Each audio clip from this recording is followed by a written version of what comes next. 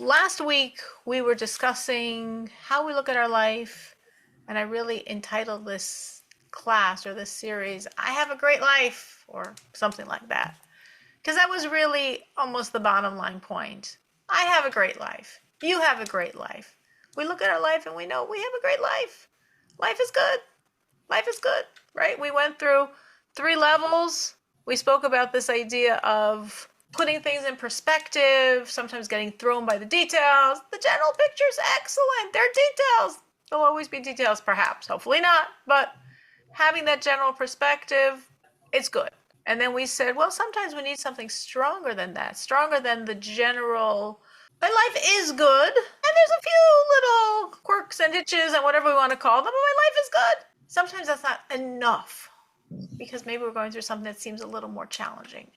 And then we want to focus, we said, on God's kindnesses, miracles, blessings, like the bigger strokes, not the details that make up my thank God good life, but those things that make me feel so taken care of, so nurtured, so protected. The miracles in my life. We all have miracles. You might call it a miracle.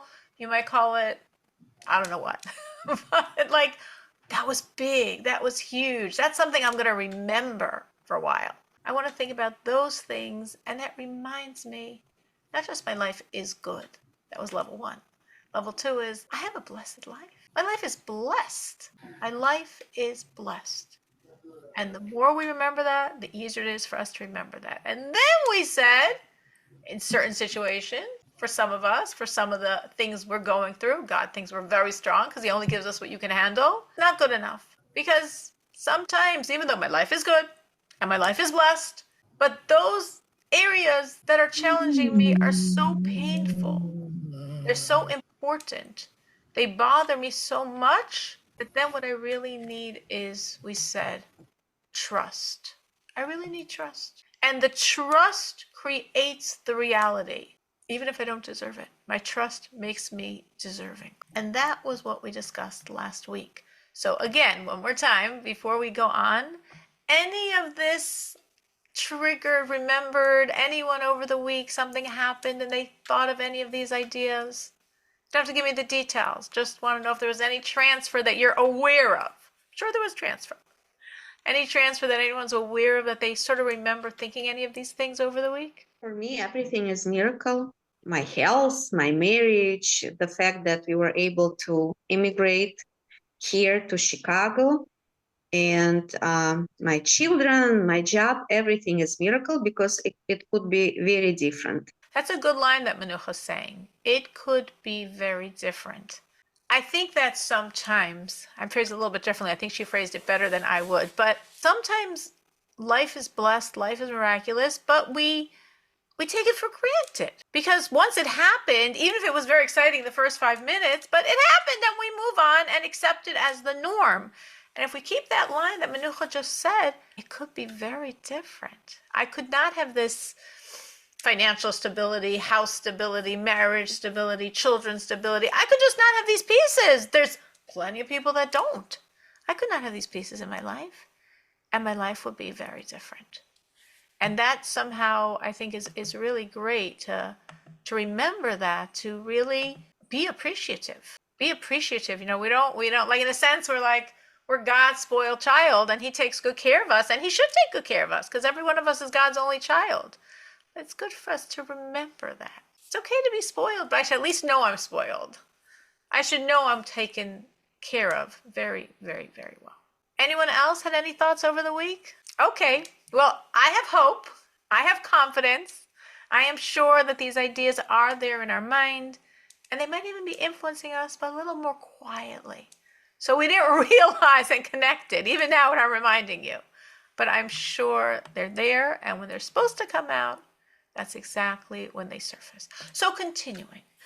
Everything we said last week is amazing. Everything we said last week is true. And everything we said last week, I use. Like, I try to only teach things I actually use most of the time because, I only want to share things that I know work. So all those things work, trust me. I use them. I need them. Like the rest of us, we all have our challenges. I have been endowed with many, and they really, really help me. But sometimes If a person is going through something that seems to them just too big and too critical, and these things don't help. Like, how could you process as good that, for whatever whatever that is, this very serious illness or whatever. I mean, we all can fill in the blanks.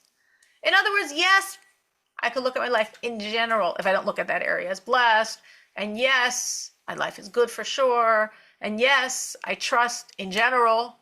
But maybe certain things are a little hard for me to stretch and trust. Maybe certain things are hard for me to envision. This is God. This is good. I know it's God. I know it's good, but it's just hard for me to really feel it's God. It's good. Like, why would God do this if he's so good? If God's so good, why would he do this? And I think a point to make is to say that we can try to understand. Some of us have really like a need to understand. My brain always wants to understand or pretend to understand. But at the same time, let's face it, we're not God. God is infinite. I'm very, very finite. Sometimes you meet a really smart person. I had a really smart guest over the Shabbos that came to my house. Our synagogue brought him out to celebrate the weekend. Really brilliant brain. Finite. His understanding is finite. For sure, my understanding is finite. God's infinite. There's no way infinite can be fathomed by finite. Just like what Menucha said was, I thought, a really important line to remember, I think this is also really important to remember. In the end of the day, we can try to understand the ununderstandable. It helps us. But in the end of the day, we can't truly understand God. We could say, why? Yesterday I heard something about the war going on in Israel. I don't even want to share it. And I was like, it was like that, why? God, why? And I'm like, don't go there. Don't go there. No point in going there. Trust more. Say more Psalms. Say more Tehillim. Say more Psalms. Say more Tehillim. Give more charity. Trust. And understand that we can't understand as much as we try. And some things we do understand. So it's worth trying. Some things we're just not going to get. We're not infinite, and our minds are definitely not infinite. But trying to understand our world, our vast planet Earth world, our vaster Milky Way galaxy, physical reality is only one layer. And sometimes when we get stuck on this layer, it's really hard for us to even speculate that something could be good. And we have to understand that this physical world is one layer. And sometimes, not always, but sometimes someone is suffering in this world because they have to refine them, to enable them to merit life in the world to come, to enable them to have the afterlife, Mashiach. Sometimes people share with me pieces of their life that are so, so difficult. It's just like it hurts me so much to hear what someone else is going through. And they say, why? I don't generally have an answer. Sometimes if they give enough clues, there's enough things put together, we can sort of see something. A lot of times we can't. And we just have to understand this physical world is one layer. And what's happening could be really hard. It's a layer, and it's for something in the core that's much, much, much more important. So that's something we always need to remember, because some things we'll never have answers for. On a practical note, though, we are given some tools of how we can plumb the depths to try to get answers. And it says in the Talmud that if someone is suffering, they should search their deeds, which means we should look at what we have done and see, is there something I could recognize as perhaps the reason for this? If I can, great, that's a gift. Let me repent. And sometimes I can't. I don't see anything I could have done that has anything to do with this. I'm completely clueless. So what do I do at that point? The Talmud said, search your deeds. I searched my deeds. I didn't see anything in my deeds that matched what I'm going through. Sometimes what we need to do then is accept. And this acceptance could be the repentance, could be the tshuva. I don't know what I'm doing tshuva for. I don't know what I did wrong. But I'm saying, listen, God, I know you love me. I know this really hurts. I know you wouldn't want to hurt me unless there was a reason, a beneficial reason for me. So it must be for something I did wrong, though I don't know what it was. but I accept it as such. I accept what you're doing is coming to help my repentance. Why would suffering help repentance? Well, of course, one thing is it might give you an awareness that there's something you got to change. But there's also a verse from Mishlei that says, Es asher yahav havai yochiach. The one who God loves, he rebukes. It's like, what? You love me and you rebuke me? Maybe it's safer to not be in that category? No. What's happening is that sometimes in God's kindness, God will have us suffer in this world instead of suffering in the afterlife. Sometimes there are things that if we don't deal with them now, a person will have to deal with after they pass away. And the way, as we've learned, right, we had a whole course on it, what happens after you pass away is there's all these various levels of cleansing, the Gehenna process. That's much tougher than this world. Why is it much tougher than this world? Because this world is a world of compassion. And the afterlife is a world of judgment. Just the stark truth of what you deserve. In this world, that stark truth is mitigated by compassion. We're human, true. We mess up, true. God made us that way, true. These are all the things I tell God all the time. You know, you made us this way. You made us human. You made us flawed. We're working on ourselves. It takes time. So when God looks at us through that prism, through the paradigm of compassion, a lot less judgment could achieve what in the next world it would take a lot more to accomplish.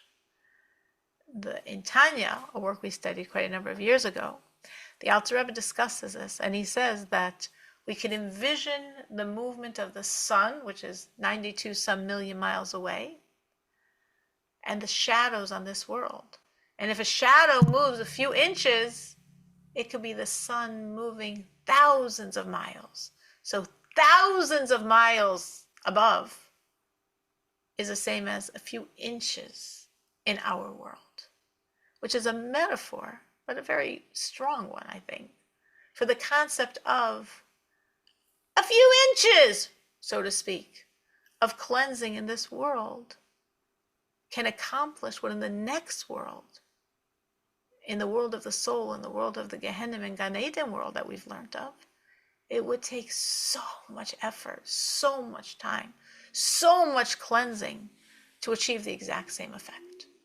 And that could be why what we go through here, and it seems like, why am I going through this? I'm a good person. I'm trying so hard to be so close to God. I'm such a good person. Why is this happening to me? God could say, yes, yes, yes, yes, yes. You are, you are, you are. And that's why this is happening. Because there are a few things on record. And in my kindness, I want you to deal with them now. There's an incident that happened in this country you're familiar with, Russia. This was probably around 1927. And the previous Lubavitcher Rebbe, whose date of passing was actually 2 days ago, Shabbos, Saturday. So his energy is still very strong, as we know, as we've discussed.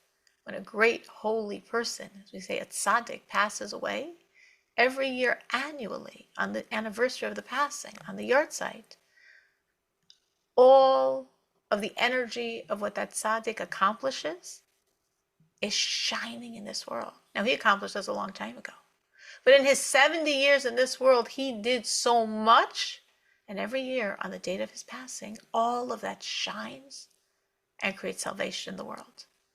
And when you're within 3 days of something, there's still residual effect. So nice that we're mentioning him tonight.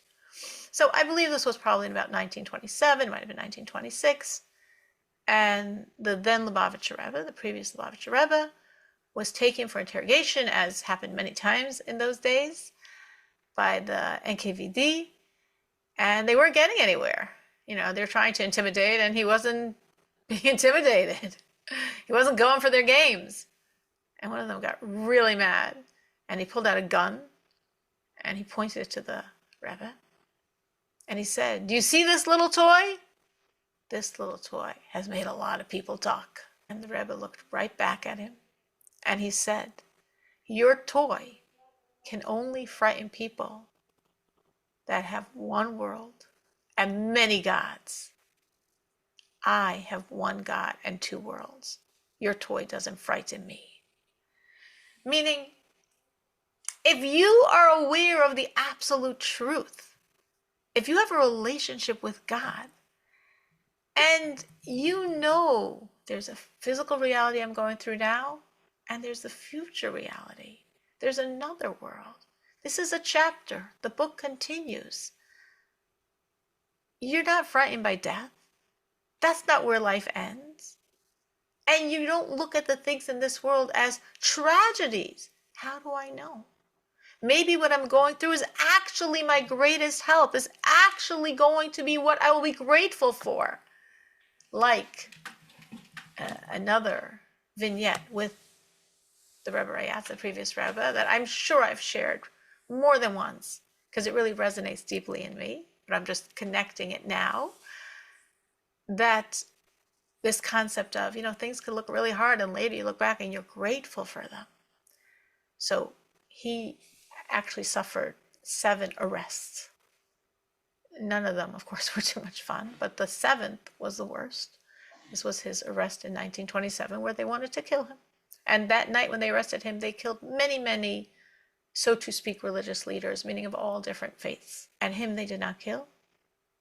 And then there was a tremendous, if you want to look on the physical plane, international outcry outside of Russia, within Russia. Non-Jews, secular Jews, religious Jews, all different stripes of people got together to change the Russian bear, and they did. So from execution, they changed it to 10 years of harsh labor, which of course was a different type of death sentence, so that didn't fly either. And then they changed that to 3 years of exile, which didn't last either, because a week after he was exiled, he was released. But it was a few days and a very, very intently difficult time. And after his release, he said, if before I was arrested, I could have spent all the money in the world to save myself, even a few moments of that pain, I would have spent all the money in the world. But now, after it's over, if I look back at what happened, and someone will want to buy off from me any of those moments of suffering, I wouldn't sell them for all the money in the world. And that, I think, really encapsulates this perspective. It encapsulates this concept that when we're going through something, it could be like, oh my gosh, no, not what we signed up for. But sometimes, even in this world, as life moves on, as things change, we can look back and we could really, even as human beings, understand that that gave me something that I needed. Maybe it was a cleansing, maybe it was a growth, lessons I learned. I've personally experienced this, so maybe that's why this so resonates with me, that I could look at things in my life that were really difficult. But now that I'm, thank God, past them, I can look back and say, yes, I understand that that was part of God's love for me. And I assume I'm not the only one.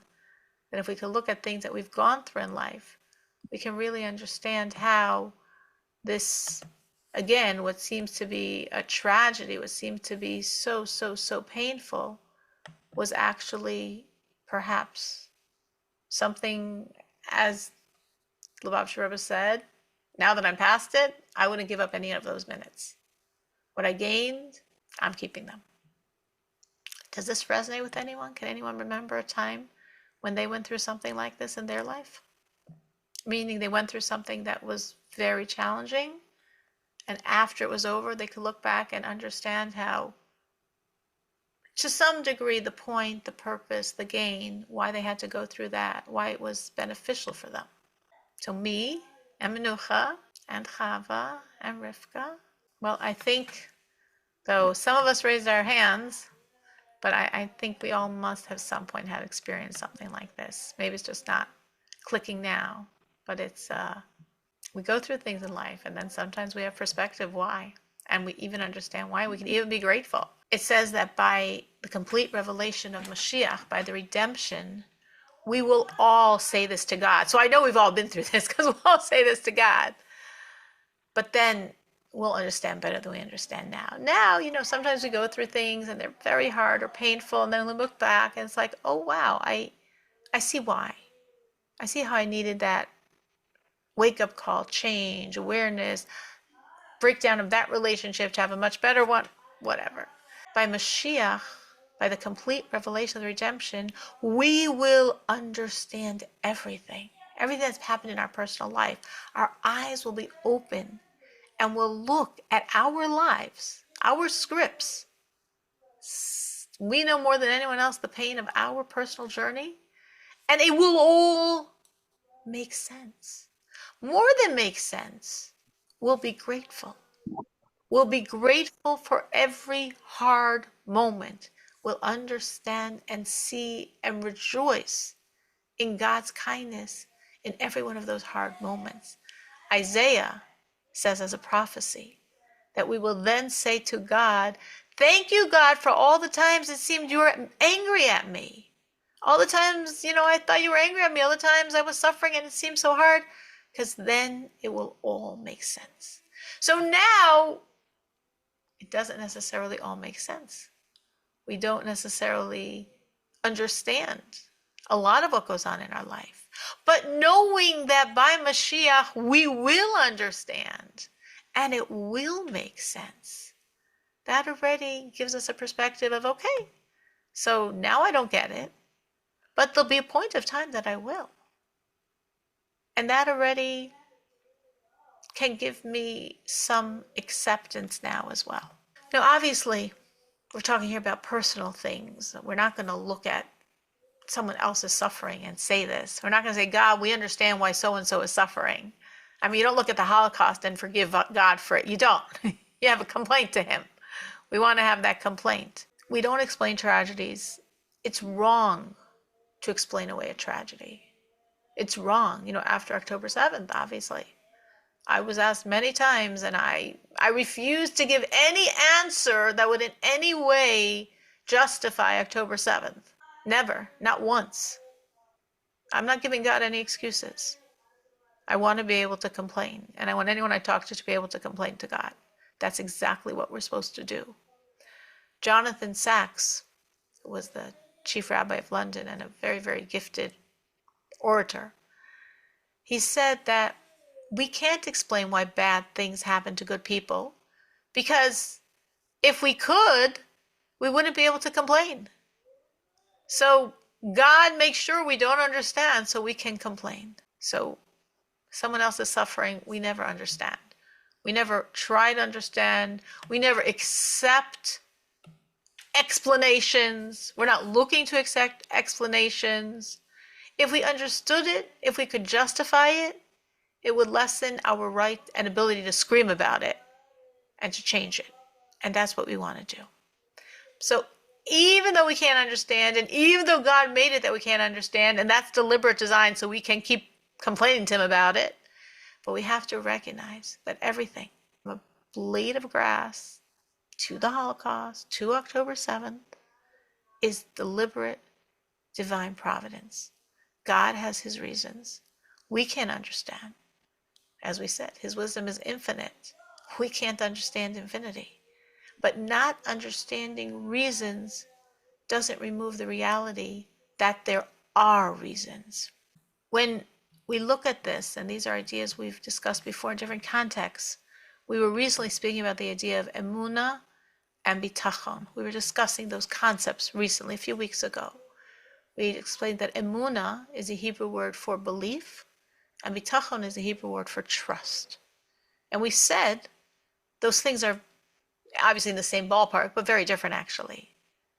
Because belief means I believe it's all God, I believe he's just, I believe everything is for my good. This personally feels horrible, but I totally believe God knows what he's doing and this is all ultimately good, even though it's not at all what I want. And trust means it's going to be good like I understand the meaning of the word good. I trust means I trust that God's going to do what my human being, my human brain, my finite brain processes as good. That's trust. And Amuna says, I can't possibly process God. God's infinite and I'm finite, but I believe in him. I know he knows what he's doing. I know he loves me. I know it's all for my best. It doesn't feel good, but it's all for my best. And trust says, no, no, no. It's going to be a good that I'm going to enjoy. That's trust. So if we look at those two concepts, which we've developed at length, everything that already happened in our life, all the past, we want to look at through eyes of belief, of emunah. It was all good. It was all God. Why? I'm not God, but I believe in him. And I know every single detail, even the most painful, even the hardest ones, was all God, was all him, was all love. Looking forward, past is belief. Looking forward, trust. And it's going to be good as I understand the meaning of the word good. So we don't look forward with eyes of belief. It's going to be bad, but that's only my superficial understanding, because really underneath it, it's amazing. No, no. Don't look forward with belief. Don't. Look forward with trust. Look backwards with belief. Whatever happened already, it was all God. It was all good. He loves me, and every single detail, including the most painful, were all an expression of his absolute love. And moving forward, trust. It's going to be good as I understand the meaning of the word good. So, just first, before I move on to what I'd like to do now, does anyone have any questions or thoughts on this that they'd like to share? Questions? Anything wasn't clear? Okay. So and many of these concepts in various contexts we've discussed. So hopefully they are clear, and hopefully each time you hear them, it's like, why am I hearing this again? Because I want to get deeper. I want to internalize it a bit more, so my very physical heart will absorb these very, very powerful, powerful messages.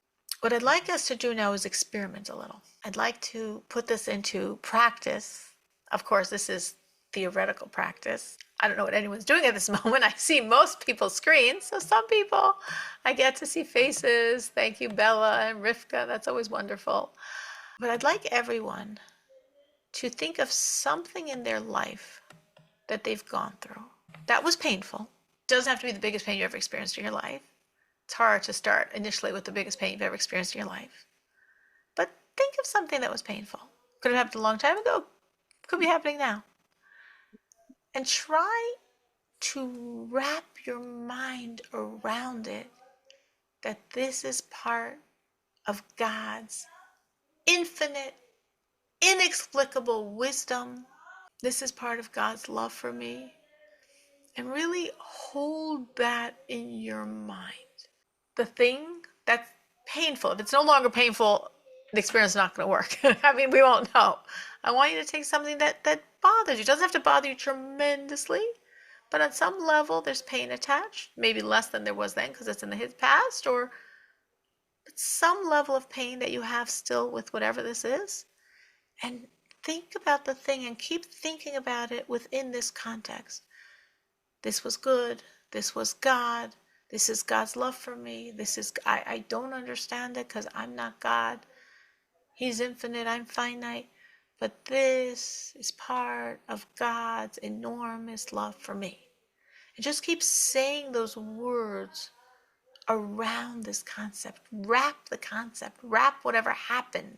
Wrap your pain with these words. And just hold that and see what happens.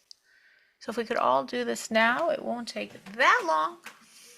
Because the first step is, you need everyone to participate, to think of something. Again, you don't have to take the biggest pain that's going on in your life now, unless you choose to. But something that definitely is a pain. And think of that pain within all these words.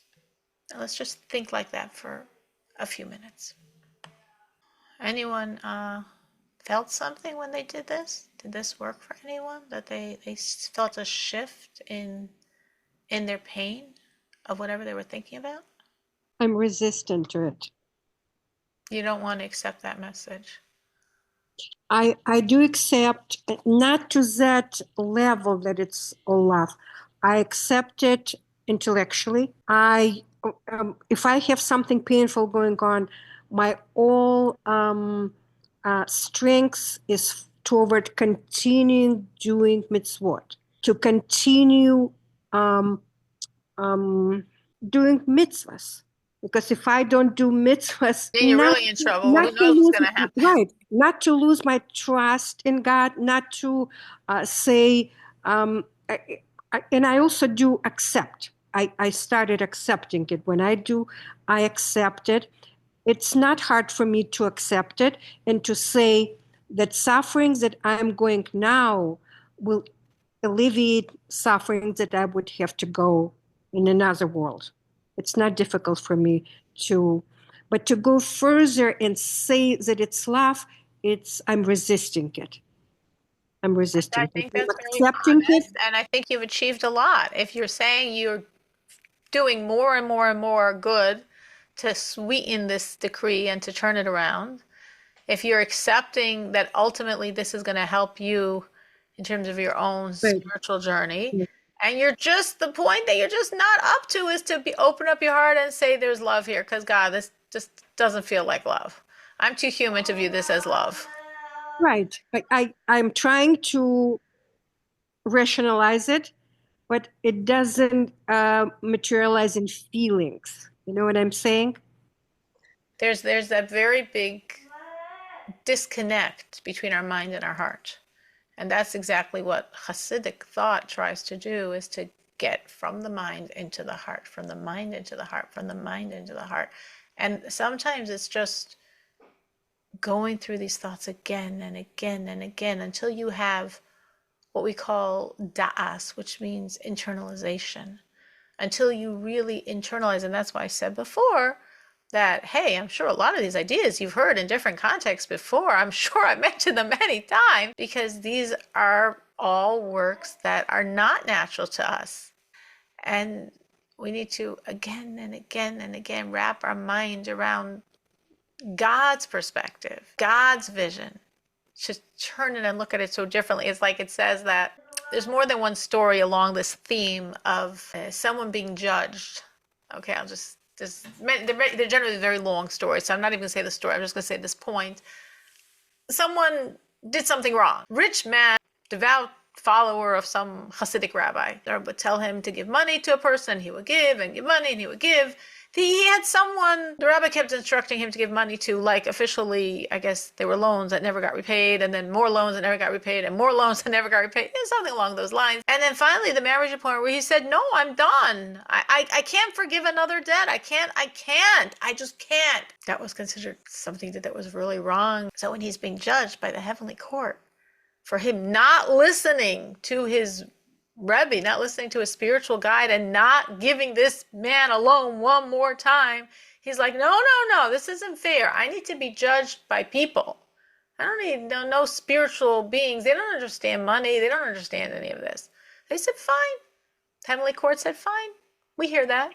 So they called, from Gan Eden, three great people, great Torah scholars who had passed away, and said, okay, now you judge the case. He said, no. I'm not having people that lived and died hundreds of years ago judge my case. They forgot. They've been in heaven too long. They don't know what money means. They used to know. They can't judge my case. I need someone still on planet Earth to judge my case. Only that person understands money, understands what I went through, and could properly judge my case. And the heavenly court said, okay, we'll do that for you as well. And when the tzaddikim, when the people living in this world were approached by the heavenly court with his case, they all vindicated him.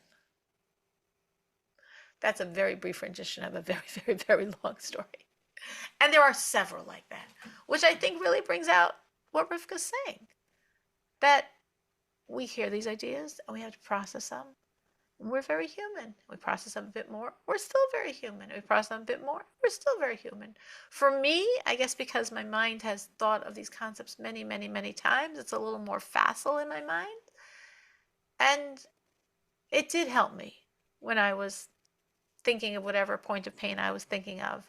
and wrapping it and wrapping it and wrapping it with these ideas, I did feel the pain lessening. I did. There could be So that question mark, but it's like, this is the truth. if I go through another experience, which is much less painful, I do feel I achieve even emotionally understanding. I just give you an example. I had a job. I had, and let's say I was fired or laid off, and it led me to pursue a better job. So, it still was at that time. So I can internalize and understand less painful situation to see that difficulty was actually a blessing. And that makes perfect sense. Right. It's But hard to lift some, like a 5,000 pound weight when you can't even lift a 100 pound weight. So sometimes we start with 100 pounders and then we build up.